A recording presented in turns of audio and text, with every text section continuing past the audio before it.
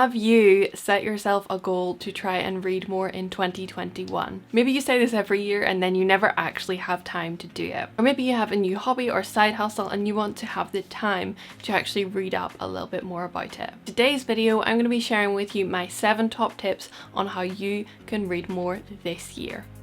Hi, it's Kelly. If you're new to my channel, I encourage you to stick around and join the community by hitting that big subscribe button down below to see my new videos every week. One of my New Year's resolutions for 2021 was to read more, and specifically I wanted to read a little bit more about business, lifestyle design, more productivity and planning books and all that kind of stuff. But I have said this to myself for the past couple of years, so I knew that if I actually wanted to do it this year, I had to commit to it and come up with a strategy on how I was actually going to do that. For using this strategy, I have so far in 2021 already been able to read 6 books, which for someone who rarely got through 1 or 2 in a year before this year is pretty amazing. And I'm going to be sharing that exact strategy with you today. So let's dive into the very first tip, which is to add it to your to-do list for the day. This seems pretty simple, but I actually never used to add reading to my to-do list for the day. I just was like, I'll do it towards the end of the day at some point. But the danger with doing this is that when you put it off, you tend not to do it. Whereas if you have something scheduled, you're a lot more likely to actually make the time for it. And if you have a list of priorities for the day, so you prioritize top to bottom, make sure you put reading towards the top of your priority list as well. If you want to do this, you really need to make it an important thing on your to-do list. So tip number 2 is actually to plan either a time goal or a number of pages goal for your reading. So when it came to me setting up a goal for how many pages or how much time I wanted to read, I went for pages just because I find that a little bit easier. If you know you've only got a certain amount of time at a certain point in the day that you're going to do your reading, then go for time because that'll be a lot easier. But for me, I was like 10 pages a day. That's all I want to get to, 10 pages a day, and then I'll be happy. So setting that goal for myself actually helped because I was going, actually, it's not as big as I think it is. It's only 10 pages. If I do more than that, great, but I've at least done those 10 pages in a day, and that's working towards the goal I want to get to. Okay, so tip number 3 is to make it easy to do. Now, if you've watched my how to plan your day video, which if you haven't, I will link it up here if you want to check it out. It'll be somewhere.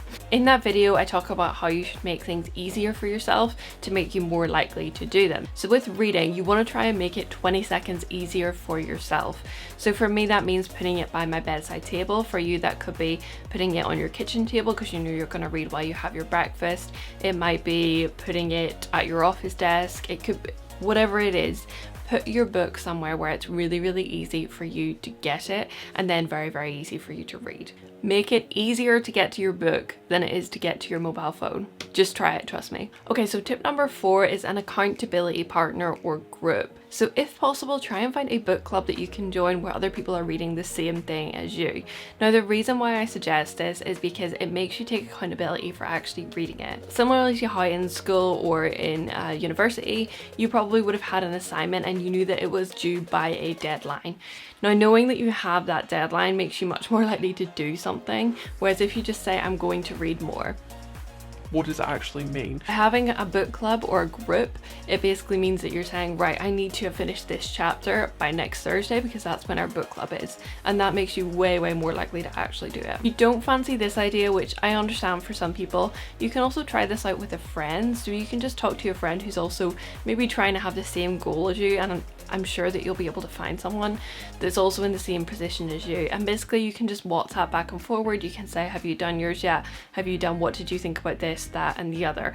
So it basically just gives you that other person who's kind of like spurring you on and pushing you to actually do it. Okay, so number 5, and you guys are gonna say, this is so obvious, but honestly, I didn't even realize this whenever I tried starting to read more, is to read something that you actually like. Now, I know, why would you read something that you don't like? But honestly, whenever I started trying to read more, I was reading things that I thought would be good to read. So I was reading a lot of fiction books, and it got to a point where I was like, I don't even like fiction books really. I like business books, I like self-help books, I like gardening books, I like cookbooks. I don't like fiction books that much. I like them a little bit. Sometimes I will pick up a fiction book if it particularly catches my eye, but it's not really typically the kind of books that I like to read. So read something that you like.